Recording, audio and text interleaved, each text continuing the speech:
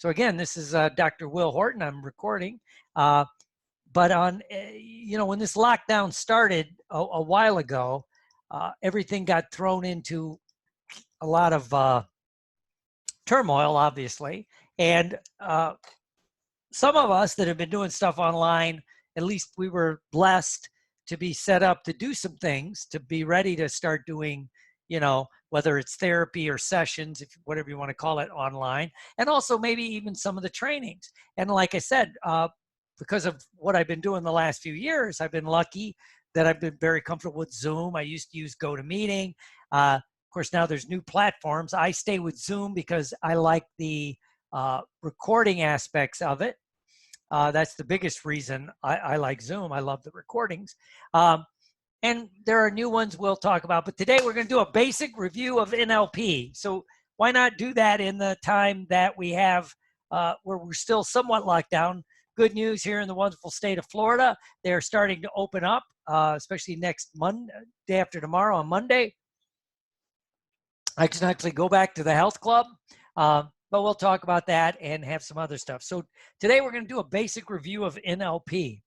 So one of the things when you first get started, we're going to go back and talk about the basics. And one of the things to think about is as within, so without. Your internal state and your internal representations, how you're representing things inside your head, which controls your internal state, which in effect will control your external behavior. Also, your internal state, if you're in a good mood, your internal representations get better. The best one there, people always point to, is if you've ever fallen in love, everything's beautiful. I could sing that song, but I won't bore you with it, but the flowers are sweeter, you're walking on air, da-da-da-da-da. Because it changes your internal representation. And you feel better. Your external behavior bounces around. Right? So it's kind of cool. And at the same time, if you do something externally, if you do a behavior externally, it changes your internal state and your external behavior. Today I sent out a thing is that sometimes things aren't as tough as until you think they are, so to speak. Because we think they're tough because you haven't done them. Once you do them, you find out they're not tough. And again, that's external behavior changes your internal state. So that's what we're going to do. Just a fun, fast review to get us started and have some fun with it. I always start a basic review with the eyes have it. How you move your eyes tells you what part of your brain you're accessing. Very basic stuff. But I'm going to get to why I want to stress why it's so important to do the basics, right? And have some fun with it. But the eyes have it. How you move your eyes tells you what part of your brain you're accessing. I don't put much credence, as a lot of you know, on whether you're accessing a memory or whether you're accessing making something up in your head. I like visual if you look up, auditory if you look side to side, and if you look down, you're either feeling something or you're talking to yourself. You're either feeling something or talking to yourself. As my other big passion in life, one of my other big passions is acting. And a lot of times you see actors do two things. They look up a lot because they're trying to picture their line, right? Or they look down a lot because they're talking to themselves going, damn it, what's my line, right? And it's the old, it's why you always see the really good actors, their eyes don't seem to blink and their eyes never seem to move. But your eyes just tell you what part of your brain you're accessing. And for many people, you can't really access a feeling unless you look down. You ask somebody how they feel about something, they'll look down because they have to go and say, I don't know. They have to check their feelings. So your eyes have it, but this ties into your representational systems. And quick review, this is basics, right? But, so if you look up, you're making pictures, that's visual, but you also do some other things that we overlook. That if you're a very visual person, you speak very fast, right? Because you're breathing shallow. You have a tendency to get out of breath, unless you've had a couple of energy drinks trying to get going, you speak fast. And since you're breathing fast, you're breathing shallow and high, and it makes you talk quicker and things like that. Also, you will point, visual people point a lot. And of course, visual people love charts, graphs, pictures, you know, things have to be in order. You know, when you see a totally visual person, everything they wear will be more color coordinated, right? I always tell the old story. I've used it for a long time, but it's still true because I see people like this. You go to the health club and there's a couple people there that everything is perfectly aligned, you know, down to their hand towel, their sweatband on their head, and if they have them on their, you know, wrist, everything's color coordinated. I'm not saying that they're not working out hard. They're working out a lot harder than most people, but everything is color coordinated. You know, they have to put everything in order. They can't stand things being out of order. So that's a visual person. And again, it's important to know, because when we get into how you help people, this can be one of the most overlooked things. Hearing or auditory people, their eyes move side to side, as I said. Their gestures seem to be more balanced. They speak with a more rhythm approach, more rhythmic and more like just rhythmic, right? Of course, they use words that are very auditory. They want to talk, discuss. You know, they love music. A thing I always think about truly auditory people, two things is, if they're singing along with a song, they actually know the words. That's kind of, most of us don't know the words. We think we know the words. So there's that. And also, they love music, but they can tell you why they like music. There's a big difference. And lastly, feeling people, kinesthetic people, they look down a lot. They speak more slowly.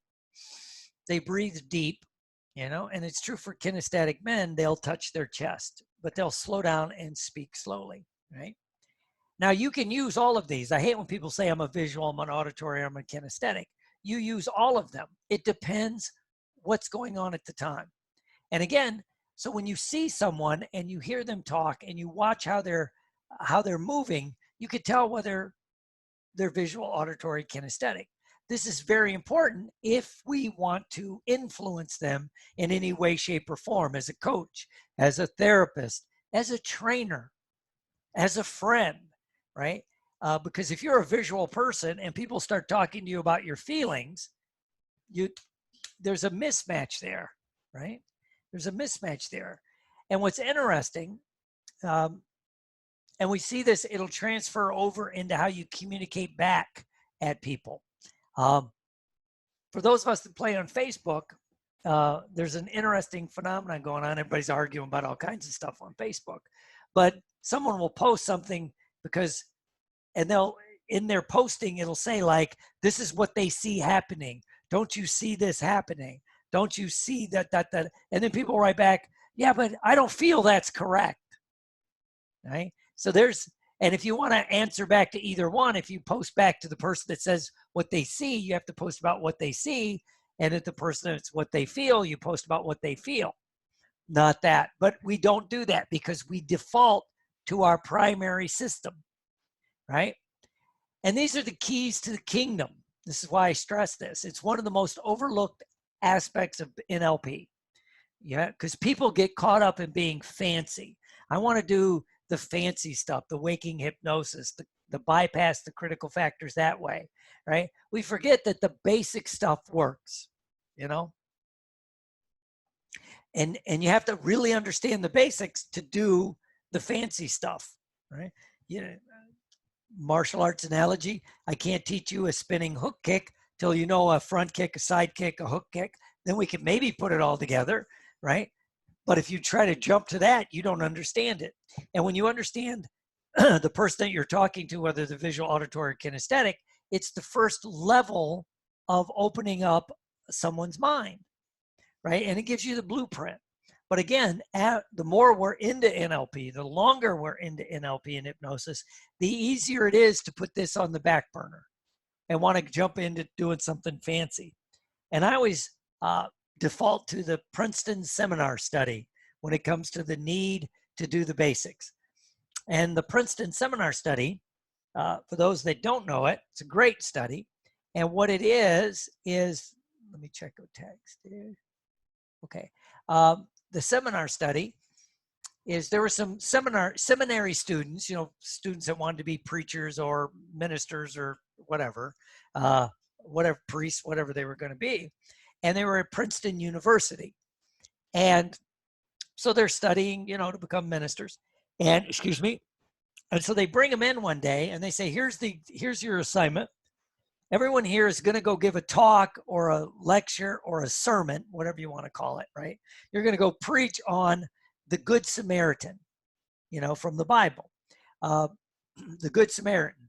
And how Jesus, about being a good Samaritan. So they kind of give a review, and then they were given some time to study and think about how are they going to present their little talk on the Good Samaritan. And they were given parameters, so it made sense for a college, like you got 20 minutes, whatever it was, and you got a group of people you're going to preach to. Great. So they get ready to leave, and then the person leading it goes, oh, by the way, we're sorry, we ran over.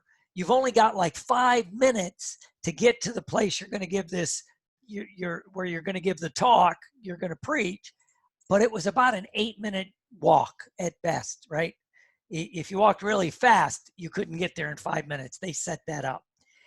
And what they did is then they went and got some actors from the theater department, and they were there to be people that needed help, wounded, sick, lost, etc. And so that was that. And each one of the people that was going to go preach had 1 or 2 people that needed help in front of them. None of the people that were going to go preach on the Good Samaritan, being a good Samaritan, why it was so important, did it. They would avoid people. They'd say, I'm too busy. I got something I have to do, yada, yada, yada, including 1 or 2 people literally would step over someone that had fallen down and looked injured because they had to get into the place to go give a talk, give a preach, whatever you want to call it. And so that's the example of, to me, sometimes losing, the forest for the trees. You got your task in front of you, you lose the overall big picture. And that's what also happens to those of us when we learn NLP and hypnosis. And the more we get into it and we learn, waking hypnosis, covert stuff, how to do this and how to do that, we lose the basics. Sometimes we have to back up and do the basics. Even if it's grab a manual and look at some of the basic techniques. Have you ever been to a conference? For those of us been in the field a long time, I could ask Mona, I could ask Billy, I could ask Laura, the beautiful Laura King, anybody. If you ever been to a conference and you learn something new, like a really cool technique, and you go, this is really cool. This is really, really cool, right? And then you go home and you practice it a couple times. You go, this is awesome. And then something happens and you get back to doing the things you usually do. And then a few months later, you pick up notes from the conference and you go, oh yeah, I forgot about this technique. Wonder why I quit doing it. Well, you quit doing it because you moved back to the things you were doing before, or you had the next shiny toy in front of you. It's why I always say I see people at a conference when we used to have conferences. Hopefully they're coming back. But this year, they just learned NLP. NLP is the answer to everything. Year before, they just learned hypnosis. Hypnosis is the answer to everything. Then next year, they learned EFT. EFT is the answer to everything. They move from one to the other, right? So you're constantly doing new things. That's great. But if you're going to really master a subject, you need to go back and do the basics over and over again. The last thing I always say, the reason we want to do the basics at each level and go over it, whether it's basic or master level kind of stuff, much like the seminary study, it's, when you're in the martial arts and you go to a martial arts seminar, and I've done many of those over the years, it's not unusual. You'll spend the first couple hours just reviewing a very basic technique. A front kick, a punch, how you move, a block, whatever it is. You've been doing it maybe for 25 years, but you go back and you do the basics over and over and over again. Same way professional athletes, after they take some time off, when they come back to get ready to go play golf or football, baseball, basketball, cricket for my people in India, whatever it is, they go back and they review the basics. So that's why we're doing this today and why we're having some fun with it. So you want to make sure you do the eye accessing cues, right? And then the next level is people get all caught up in techniques and they lose rapport. They want to jump into doing some technique, especially if they have a lot of experience. And now they want to jump in and do a fancy waking hypnosis technique or a fancy something, I would just call it fancy. And they will lose rapport. Those of us, again, that go to conferences can say we've seen a lot of people that supposedly master trainers, master this and that, and they'll be talking to somebody, and if you're watching from a distance, you can see they have absolutely no rapport, none. They're not mirroring, they're not matching, they didn't listen to whether the person was visual, auditory, kinesthetic, right? And so what happens when this happens, you come across as a bully, or you're manipulative, or you're condescending, right? And of course, that shuts down the feedback loop. The reason you want to have the rapport with someone is it opens up the feedback loop, you know? And if you use their rep systems, that's the first level of rapport, right? Mirroring and matching, physical mirroring and matching. And the next is the language. Are they visual? Are they auditory? Are they kinesthetic? If you match the visual, auditory, kinesthetic, and you're as much as you can physically mirroring and matching them, it gives you more information at the start, right? And it makes you realize everybody is totally cool. They're unique. They're special. Play into that. So if you're going to do rapport and you're going to mirror and match somebody, because mirror and matching is the number one rule of rapport. Again, a very basic technique. You know, when we get back to actually meeting human beings live and in person again, when you see someone and they're talking to somebody and they're in rapport, they present a mirror image of each other, right? And this happens naturally, and it's based in your neurology, as my friend Captain Billy would say. You know, it's part of your neurological evolutionary process, because for most of millennia, your brain had to be able to adapt very quickly to figuring out, if I'm talking to somebody, are you a threat or are you an ally? You know, can I trust you or are you a threat? And this runs deeper than your conscious mind, right? And so if you mirror match somebody, and especially if you meet somebody and they don't know you, so you're kind of a blank slate. So deep in their mind, beyond their consciousness, they're trying to say, are you a friend or are you a foe? Are you part of my tribe or are you part of my enemy? So you're trying to figure this out. And if you present a mirror image, thus we call them mirror neurons, your brain goes, oh, they're part of my tribe. They're part of my group. They're part of my culture. And, you know, and you'll look for those cues, you know. Are you dressed like I'm dressed? Are you using the words I use? And again, and if you add in the visual, the auditory, the kinesthetic, your brain, especially for someone that doesn't know you, puts you into that slot of, oh yeah, I know you, I can trust you, cool, right? And for this to work, if you want to get in rapport, you have to enter into a state yourself, right?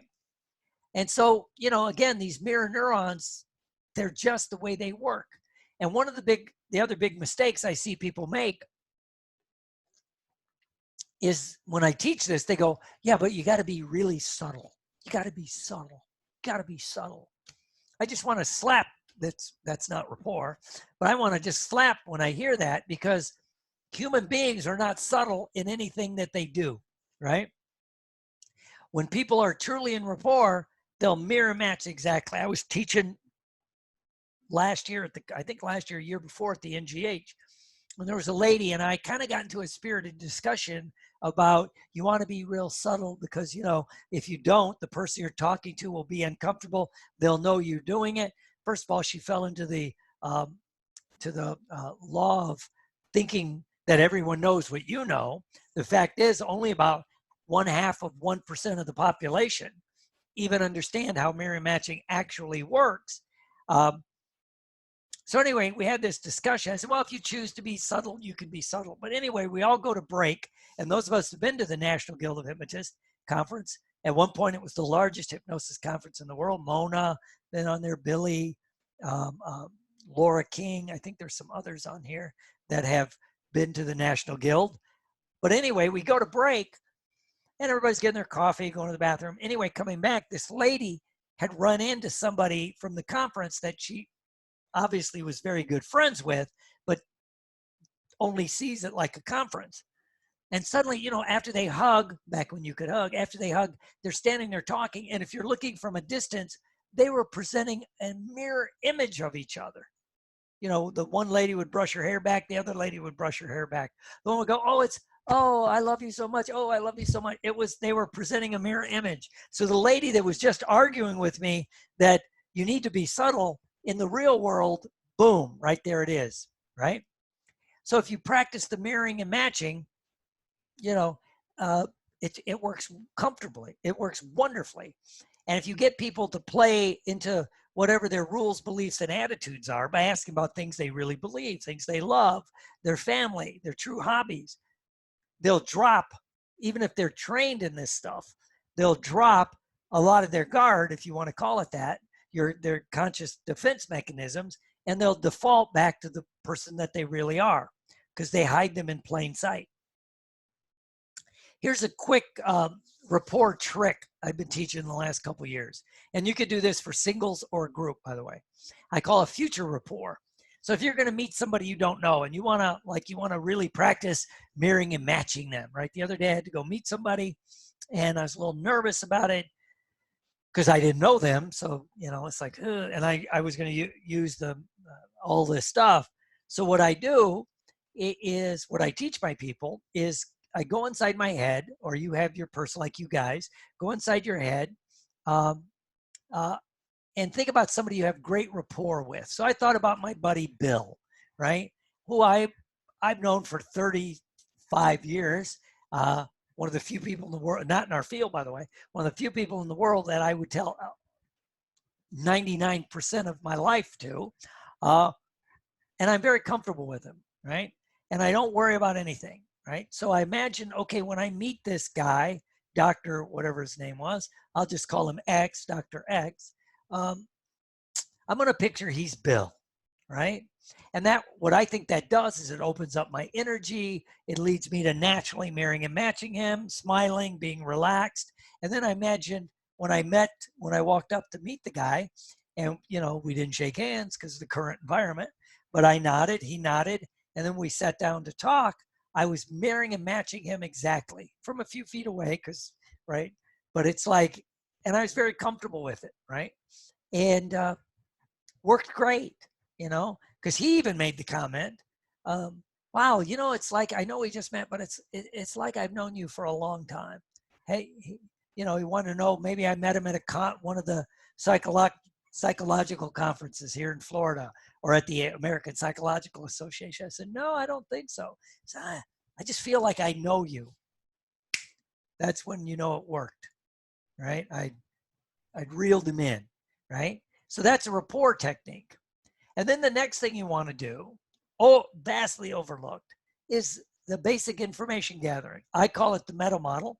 Some NLP groups call it well-formedness conditions, but it's basically 8 questions, give or take, you know, that focuses your target's mind. Again, everything goes back to, do you have rapport with your client or the person that you're talking, the target, your client, the person you're talking to, right?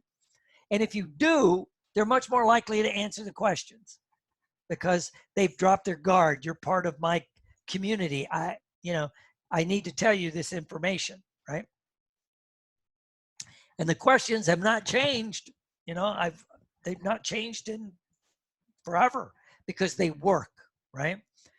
And the basic questions are, what do you want? And what will that do for you specifically? So if you're talking to somebody and you ask, so what do you want, Joe or Mary, whoever you're talking to? Again, you're marrying and matching. If you've talked to them and maybe you know that they're visual. So what do you want, Mary? What do you see happening? And they'll tell you. You know, so what would that do for you specifically? You know, and what else would it do for you? Right? So what do you want? What would that do for you? And then you always throw in, what else would it do for you? Because many times the mistake people make, and we see it all the time, is you ask somebody, what do they want? And they say, I want to lose weight. Here's what you ought to do. And they'll default to whatever they think people ought to do to lose weight, right? Without asking the second question, what would it do for you, right? What are you going to do, right? So if it's, what do you want? And then you ask, what would that do for you? So they say they want to lose weight. Great, I can understand that. So, and let's say they, their visual. So what do you want? They say, I want to lose weight. Great. Well, what would that do for you specifically? How will you see that it's working? They'll tell you some other things, right?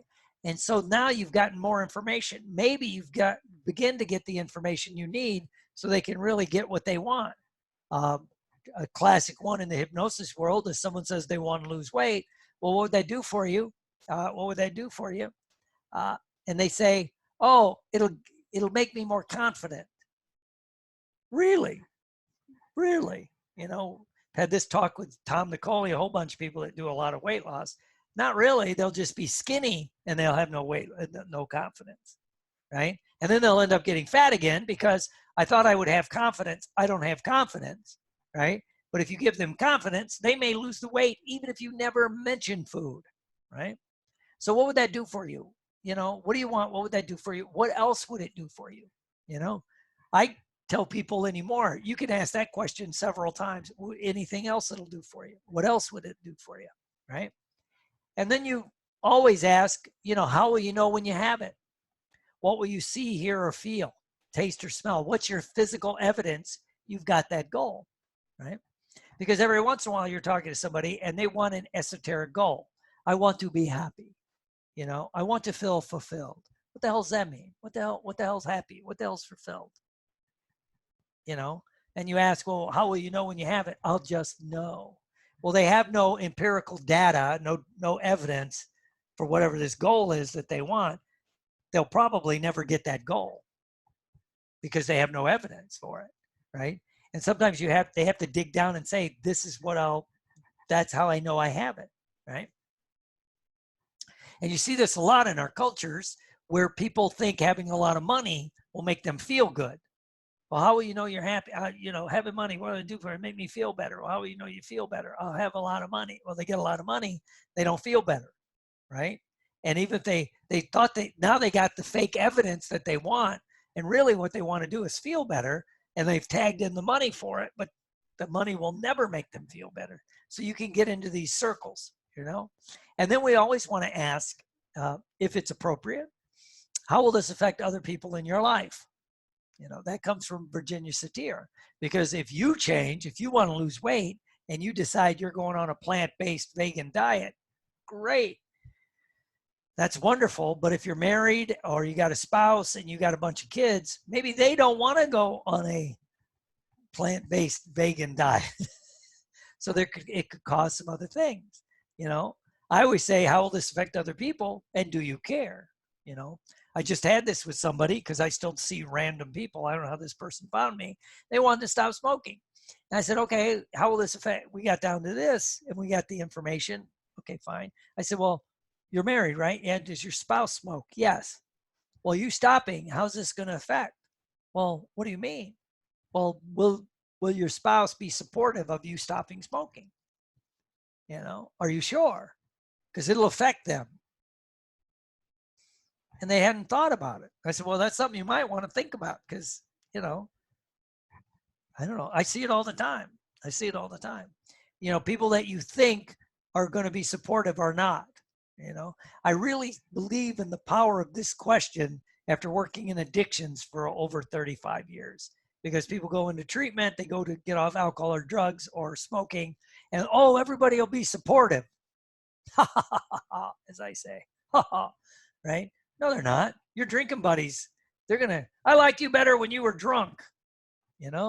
I just had a guy, not who's in our field, so I won't say, but he quit drinking.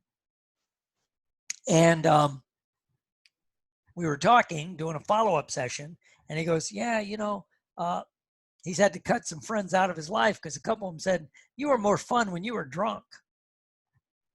Yeah. And I go, well, what does that mean to you? He goes, well, it means I would pick up the tab more. You know, he goes, now I'm out with them and they're having a bunch of beers. I'm not buying around. I'm drinking a soda. I'm not buying, 12 beers, buddy. And they're slug anyway. So this will affect other people. What stops you from already having this? What stops you? And we don't ask that enough, I think. What resources do you have? Right? Many, they always say that you have all the resources you need. I'm not quite sure if that's true or not. I think we have most of the resources that we need. But part of our job maybe is to give people resources. Sometimes people have, this sounds weird, the access to too much conflicting information, right? And I always think of weight loss when I think of that one, because there's a lot of resources about weight loss. The only way to lose weight is the Atkins diet or the zone diet or the healthy heart diet or the Mediterranean diet or sometimes people just shut down. I see it in the addiction world because for years people go, well, for a while there was only one way to sober up if you were an alcohol or drugs, and that was the 12-step program. Now, well, there's the 12-step program. There's this risk reduction program. There's this program. There's that. Sometimes people just need help figuring out what resource fits them best. What resource fits you? And I'll give you an example from my world where if they're trying to overcome an addiction, especially alcohol or drugs, I go, are you social? Were you a bar drinker? Did you like to party at bars? Yes. Okay. You might like the 12-step program because it'll give you a social outlet. Because if you take away, let's say they were an alcoholic, you take away the alcohol and they're not going to the bar anymore. Now they've got a hole in their life they need filled. If you go around a 12-step program, Alcoholics Anonymous, generally you'll find a lot of the people sitting in the room were the type of people that went to bars.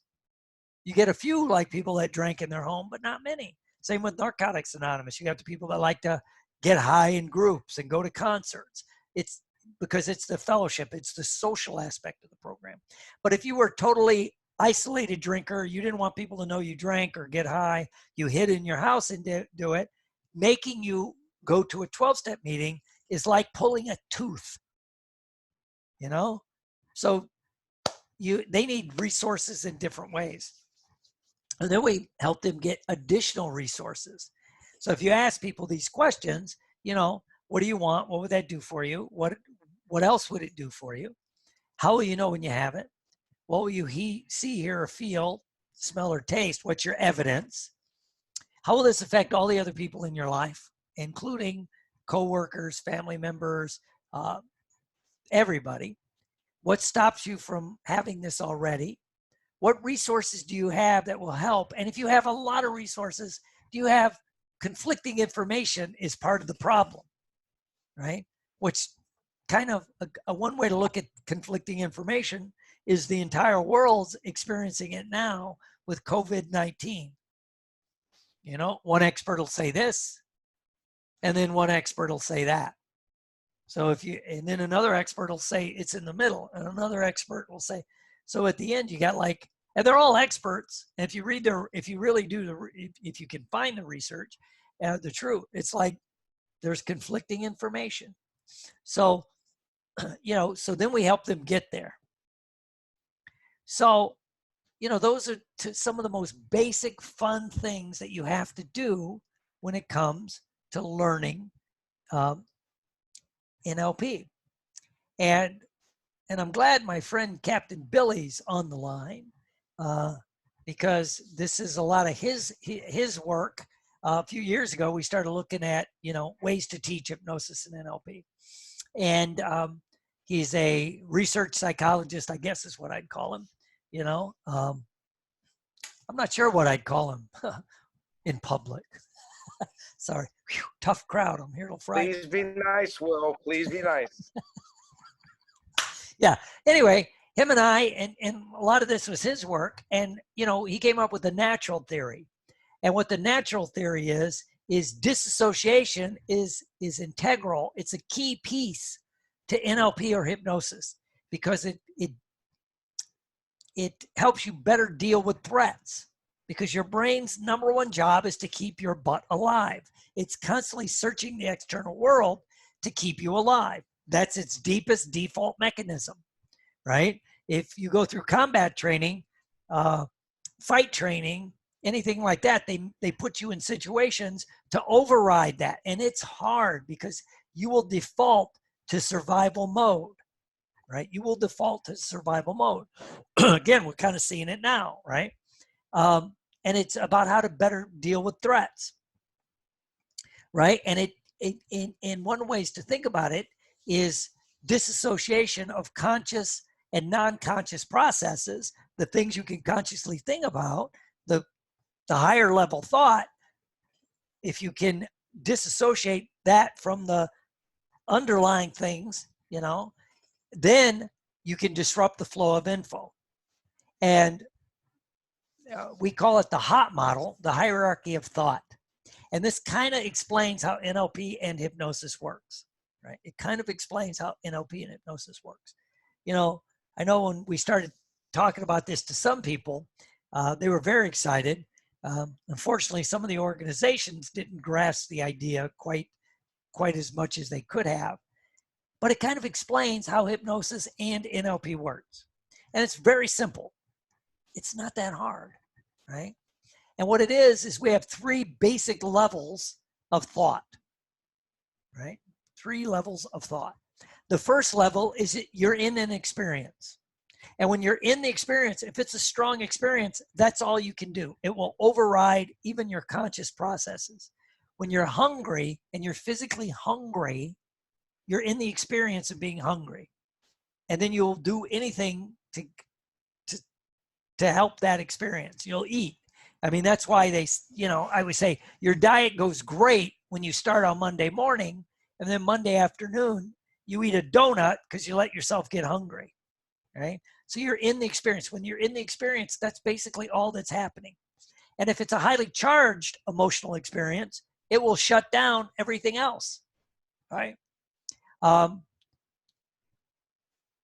it's just what we're seeing in the real world right now. I kind of want to do this today because with everything happening, we see it. The other day I was at the store, and the pet store, which is an essential service. And, I went to get the food. I had to get the bird food, and I'm coming up, and there was a lady there, right? And she had a mask. She had goggles on, double gloves. She was terrified and absolute terror. When I looked in her eyes, I come around the corner, she's in line, and it wasn't fear, it was terror. A few of us on this call have seen and experienced terror, right? And she was terrified, right? Because I come around the corner, she looks, so she jumps to move, but there was somebody a few feet the other way, and you could see it. My heart went out to her, right? Especially I'm standing there. I got no mask, I got no gloves, I got no glasses, because I understand how closed air system work. But anyway, so I'm like, I felt for her. She was in the experience of fear and terror. Everything was a threat. I was a threat, everything was a threat. So when you're in the experience, that's all you are, right? And then the second level of thought is you disassociate from the experience. Like the first, let's say when you're hungry and you're in and you start thinking about, I'm hungry, I'm hungry, I'm hungry. If you pull back and think, oh, I think I'm hungry, or am I really hungry? And those of us do weight loss stuff with people, like most hypnotists, helpers, psychologists, right?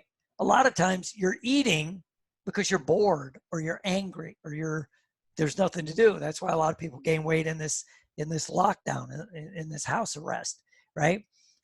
Are you really hungry? Or this is the time I usually jump in the truck and go do something. Nope, can't do that. So,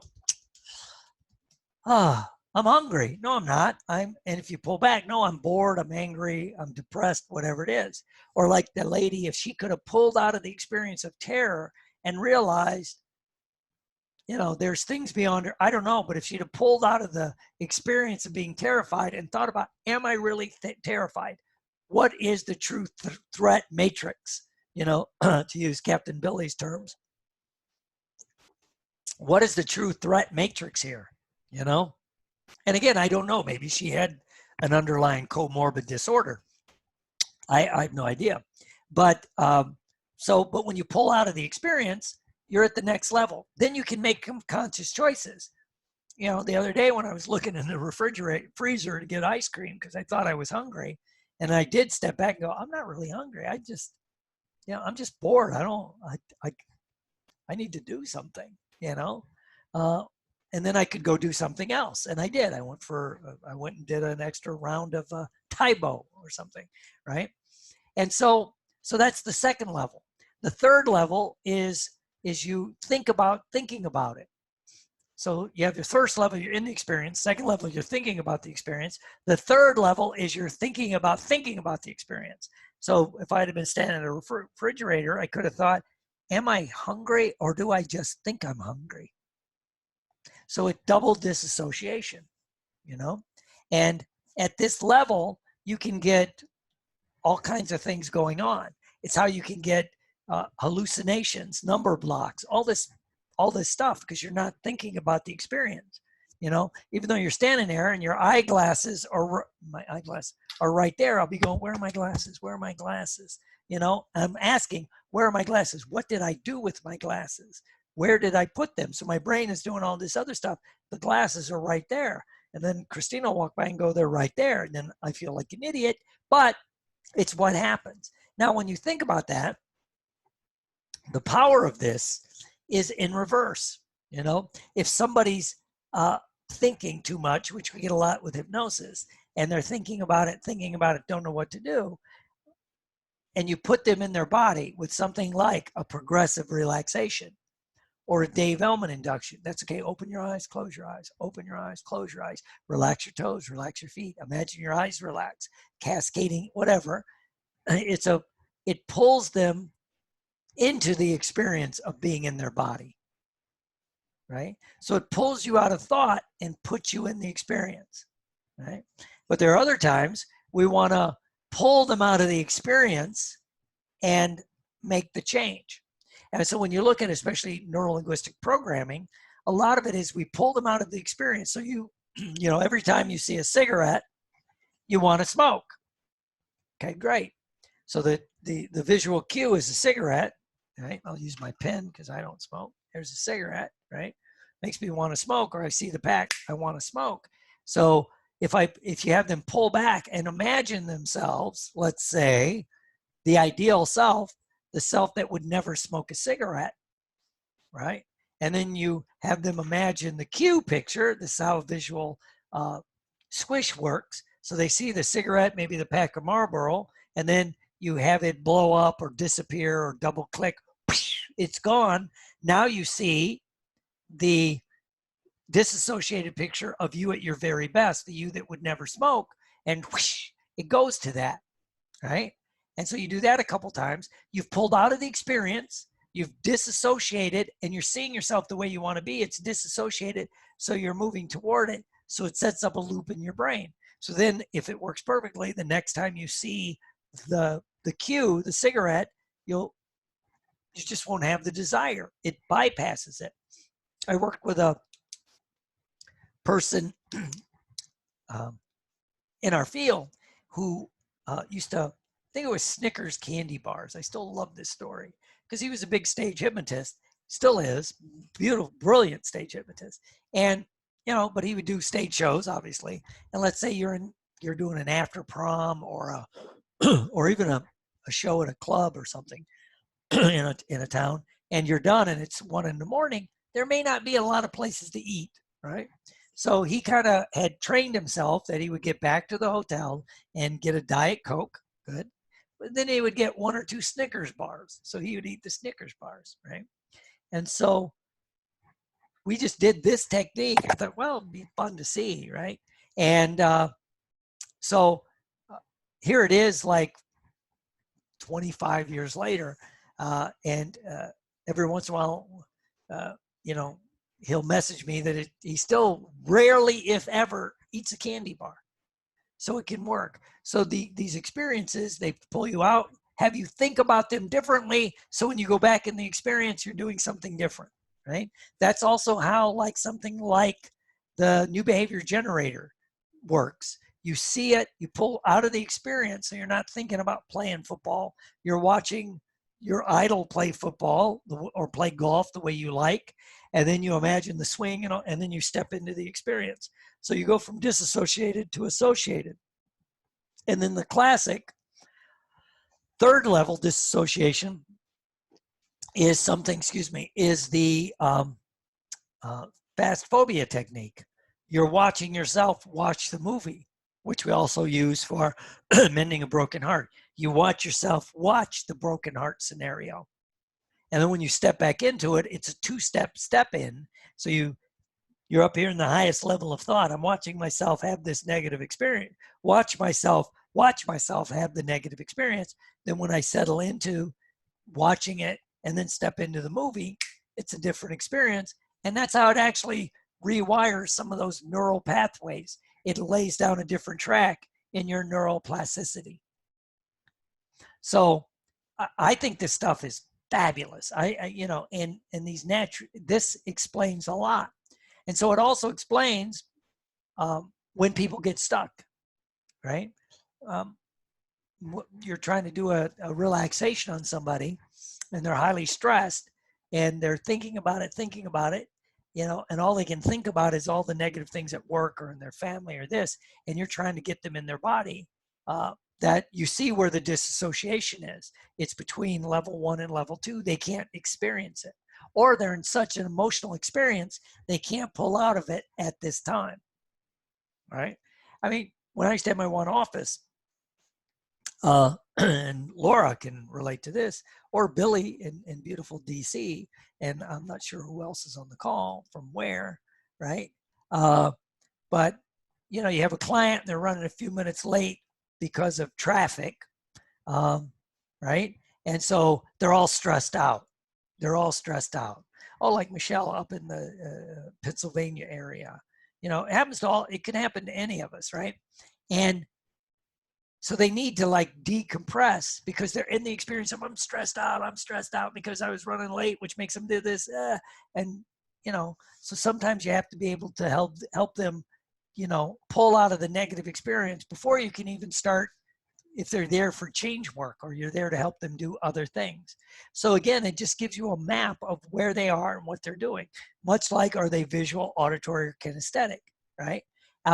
So this gives us a viewpoint. So we can really have some fun with this, right? So that's kind of a quick thing, but I want to close. I told everybody I will respect your time on this beautiful Saturday, even though a lot of us don't have a lot of places to go yet. Hopefully we'll start opening things up pretty soon. But let's do an exercise. And one of my favorites, and it's a very basic one, because it's going to tie in everything we talked about today, right? So I thought that's why I would do this one. And let's say there's a food, maybe right now because of the lockdown, you're eating too much of, right? And because maybe it's a comfort food. Might be ice cream, could be snacks, not snakes. Well, maybe, who knows? I don't judge, could be, fruit, whatever it is. So we're going to change, like if it's candy or cookies or snacks, we could do like the swish pattern. But here's another one, because it's going to tie in the things that we talked about.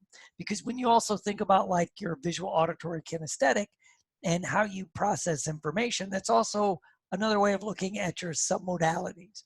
So let's say if you have this, we could play with it and end our lockdown on a more positive note. So think about a food you eat too much of that you would like to eat less of. Maybe it's pasta. Maybe it's sweet snack foods, junk foods, right? Or we could go the other way and think of a food that you need to eat more of, right? Right. But let's get rid of a food because it's the easiest to do right now. So let's say it's bread and pasta because of the lockdown, right? And so if you could, I'll just do an imaginary one. but join along with me, right? And so what I want you to do is take a nice deep breath and exhale. And what I'd like you to do is close your eyes. Just close your eyes. And as you do, I would like you to think about this food you want to eat less of, right? I'd like you to think about this food you want to eat less of. And what I'd like you to do is imagine it right in front of you. And again, I'll just say pasta. It could be anything. But how big is it right in front of you? Is it, or where is it? Is it to the left? Is it to the right? Where is it? Take your hands and kind of grab that food. Is it life size or bigger than life size? Is it color? Is it three-dimensional? Notice all the intricacies of the visual aspects of it. Is it moving or still? Like I said, is it three-dimensional or kind of flat? Is it panoramic? Does the picture seem just real? And as you're looking at it and that, how do you feel? How does it make you feel? And as you notice those feelings, where is it? In your stomach, in your taste buds, in your head? Does it have a taste? You can taste it even before you use it, eat it. Maybe you can smell it. And what do you hear in your head as you're imagining this? Maybe you hear, I can't wait. Ooh, it's an extra serving. Great.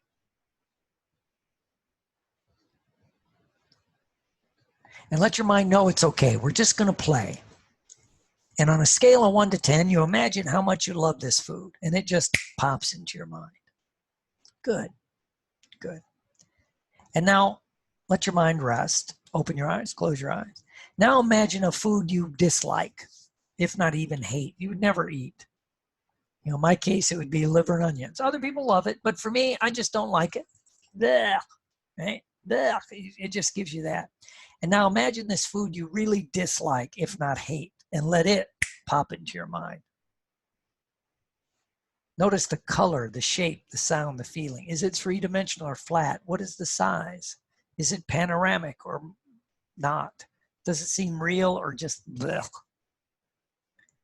What do you hear in your head as you're thinking of this food you dislike? Maybe you hear or gagging. And how does it make you feel? How does it taste? Maybe it tastes greasy, it tastes slimy, it smells rancid. You couldn't imagine eating this food. Makes you sick physically, mentally, emotionally, even spiritually. And what do you hear in your head? Like you said, yuck, oh my God, that's sick. Good. And again, on a scale of 1 to 10, how much do you hate or really, really dislike this food you would never eat? Good.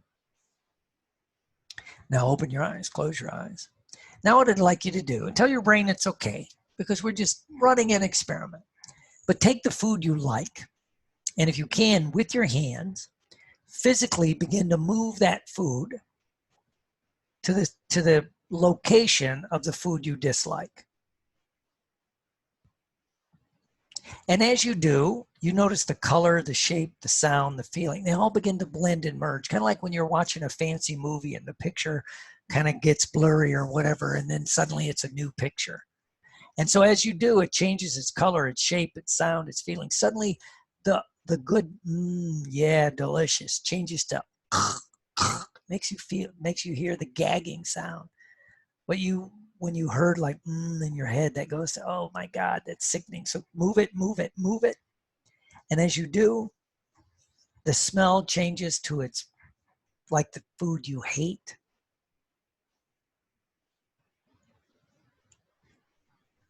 So now move it to the same spot. It's right exactly where the food you dislike is. Tell your brain it's okay. And it doesn't matter where you learn to like that food, from a parent or an authority figure or society. It's okay to just play with this. And now lock it down into that area. Great. Great.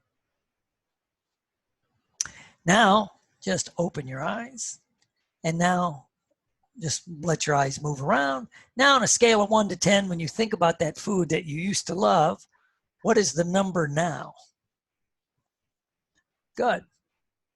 Well,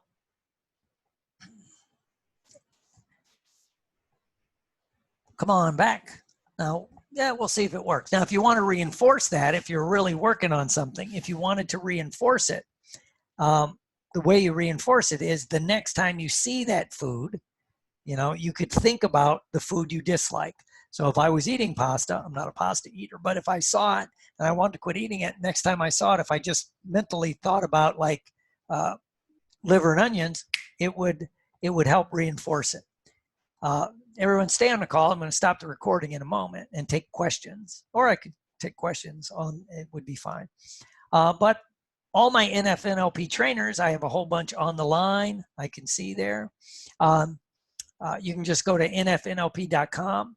We offer the world's best, most effective, most efficient, most cost-effective and efficient, fun NLP training on the planet. And you can go to nfnlp.com and see all the list of trainings.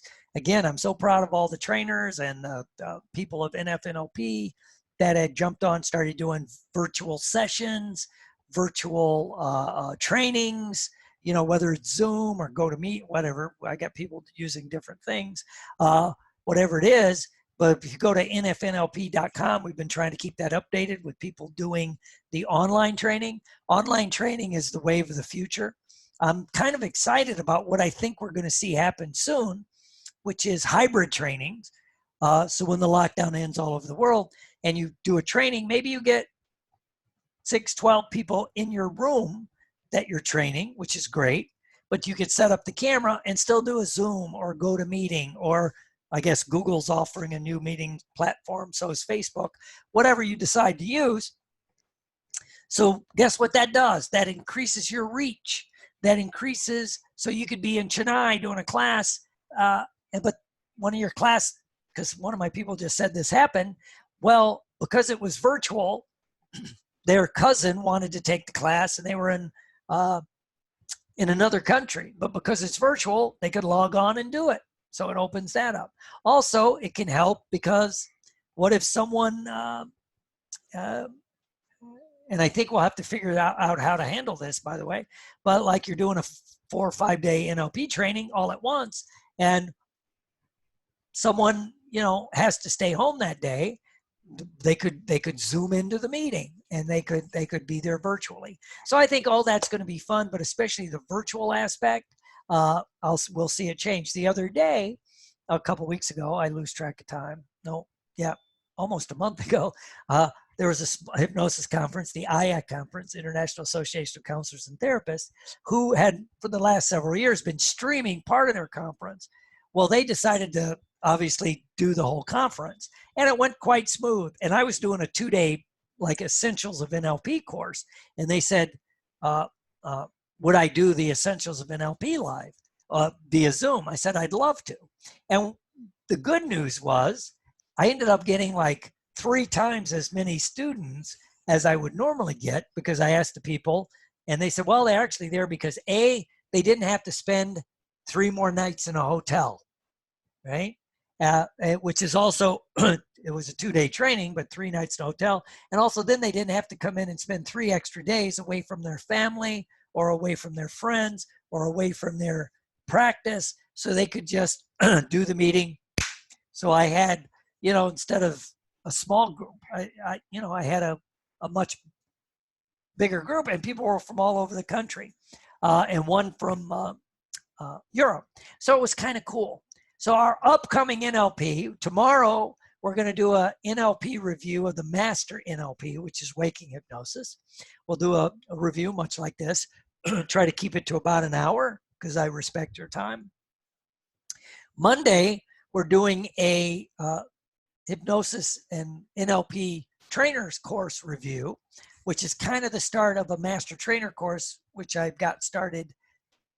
It actually starts May 25th, but this Monday, the 18th, will be like a preview. We'll do some stuff of basic training. So tomorrow is master, same time, same station. Monday is the trainer's course, and maybe I'll do a few more of these on some specialty stuff. I'm having fun with it. It's keeping me active. So I'm going to stop the share there. Now everybody's back. If you want to, does anybody have a question to start? Quiet group. Dr. Rocky. Yes. Will, thanks so much. This is amazing generosity. Thank you. The question is something which came up on our training together. Now, with isolation, we are getting into tribal identity. God saved my family, gave my friends, and let everyone die. So how do we deal with that using NLP?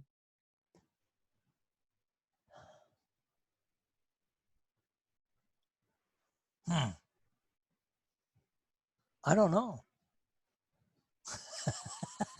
I think that's, honestly, Dr. Rocky's a brilliant physician, and he's also great at improv medical stuff. I'll default to that's above my pay grade. You know, I'll use Captain Billy's terminology. Nope, that's above my pay grade. That's higher level thinking. But I think we'll see it, and we'll see how it shapes out when the lockdown starts to end. Thank you. Good question, though. Any other questions? Any comments? If I don't see you. Will? Yes. It's Robert Brienza. Hey. If I could make a quick comment at what the doctor had just said, Yes. and this is just a thought, and I could be wrong, but it seems as if the tribal identity is being driven by fear. Would we be able to help to disassociate the fear, which in essence would help to eliminate the need for the tribal identity? That's probably the key, because once you activate the reptilian mind, all logic goes out the door, right?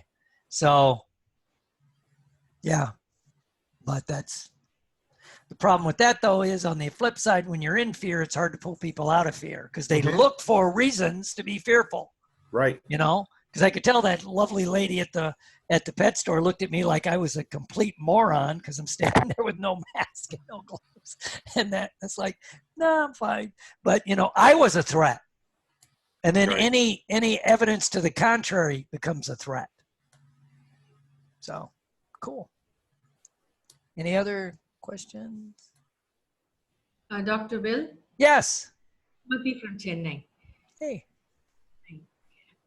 In your work on de-addiction, especially for alcoholics, what are some of the techniques that will help them when they are recovering after a de-addiction program?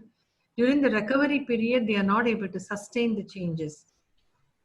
That's a good question on addictions. It's one of the reasons, usually the people I get in arguments with, Laura's seen it, Billy's seen it, with hypnosis or NLP can help get you over the hump, but then you've got some long-term structural changes people have to get into. If you've drank in bars since you were 18 years old and you're 38, and I can get you not to crave alcohol in 1 or 2 sessions, what do you do at 5 o'clock when you walk out of your office or out of the plant and all your friends are there? You got nothing to do. So you've got to help them restructure a lot more than just not drinking. Because I will make this statement and I'll never back off. I've never seen it successful where they just put down the drink and still do things like go to bars hang around with the same people, and do the same things. In my model of the world, I've never seen that be successful. Because it's a structural change. Okay. How do we help them then? We need to give other supportive treatment. Yeah, whether it's sometimes, and it's not just the 12-step, it could be the 12-step program, it could be a religious program, it could be their family, it could be a hobby. I just had one guy, he's a world-class bodybuilder now. And, 6 years ago, he was a crack addict. Now he's a world-class bodybuilder, right? Some people say he's addicted to bodybuilding, but I'm not going to judge what they're addicted to. We all don't look in my closet. Well, first of all, my closet has a glass door, so it doesn't really matter. So, tough crowd, man. Thank you. It's a good question. Thank you. Thank you. Dr. Will? Yes. Is there a way to, instead of eliminate a food, have better portion control? What technique would portion control be? Because for me personally, I can go back 5 or 6 times. I'm Italian, so, how can I cut down on portions? That's a good, thank you. I would say, and I've seen people start to do it, where they take the one we just did, map across from love to disgust. What if you find a food you could just take or leave? What if you go from a food I love to, I could take it or leave it? If they have a food that I don't want to say neutral, but like they'll eat a little bit of, what if you mapped across that way? I haven't done that much of it, but one of my people who does a lot more with eating disorders says that works like, because whatever, if they have a food that they really don't overeat, but they can eat. Does that make sense? Kind of I don't want to say neutral, but Yes, yeah. But can take it or leave it. Thank you. Yeah. Any other questions? How could you replace the love to discuss with a cigarette? Could you give a small example of that? I've never done it for a cigarette. Who asked? Interesting. Yvonne. Hi. Hi, Yvonne. No, I've never done it with cigarette. I always use the visual swish as one of my NLP techniques for that. Yeah, I've done that too. Yeah, but this is very interesting. Very, very interesting. Yeah. I've never done it for that. I do. While I have someone here, I will say thank you to Mr. Billy Schilling, because he helped come up with that HOT model and the naturalistic theory of hypnosis, and I spun it into NLP. Are you there? I think we're muting each other. There you go. Yes, Will, thank you. You explained these ideas far better than I do. And I'm having problems with my internet link today. It's dropped off a few times. So that's why I turned my camera off. Of course, you're there on the bridge of the Death Star, and I'm here in my stateroom on my submarine. So the lighting is very poor and indirect, as you can see, completely illuminating the blank wall behind me. That's okay. But thanks again. That's okay. Yeah, your internet's intermittent because of the National Security Agency. Sorry, had to say that. How's Miss Laura? I want to say hi to her there on the beautiful other coast. I'll let you unmute yourself. I'm working on it. Hi, I'm good. Everything is good. Lockdown has been kind of busy though. People like their phone sessions and their FaceTime and their Skype sessions. So not much has changed except for I get to stay home and make lunch for my husband every day now. Okay. Cool. All right. Let's see who else. We got a lot of people. Anybody else? Comments, questions? Will. Yes. Mark Wagner here. Oh, hey. Hey, man. Just wanted to ask if you are going to provide the recording of this today, because it would be nice to refer back to it. Yes. That's why I recorded it. It'll be on YouTube. I'll post it on Facebook. I'll do the podcast. Awesome. Yeah, I came in a little late, so sorry about that. No, that's okay. Cool. Oh, we got people. Anything else from anybody? All right. Well, tomorrow at same time, we're going to do the master. We'll do some stuff on the master level of NLP, which for all the people that know me, know I kind of focus the master level stuff in like meta programs and subconscious communication, or some people call it waking hypnosis, but more at the next level. But you know, first we do the basic, then we can do some of the master stuff. So that's what we're looking forward to doing. And that'll be tomorrow. Pardon? Hello. Hey. How are you, Dr. Will? Oh, I good. just want to thank you. Hey, how are you? How's Lebanon? Great. I just want to thank you for this lecture. Oh, fine. Thank you very much. Yeah, she was at one of my last live trainings when I was in Lebanon in October. Yes, it was great. Hobbling around with a torn Achilles tendon that I didn't know I tore. Thank you. Cool. All right, everyone. I hope you can join me tomorrow. It's going to be fun. We'll have some fun. If you have any specific questions or anything after this, let me know. I think maybe I'll set up a quick one of these, like a review of like NLP and hypnosis to treat addictions. Just kind of a quick overview, how I would handle it. Just, you know, what I currently think, which is in transition. Because one of the things I will say, once I went back, thanks to Captain Billy and a few other people, started studying neurology, neuroplasticity, and neuromyology, it's changed how I approach addictions. So that's kind of good. And it's okay to admit you were wrong or misinformed at the time, you know. So I'll talk to you all later. Godspeed to everybody, and have a great day.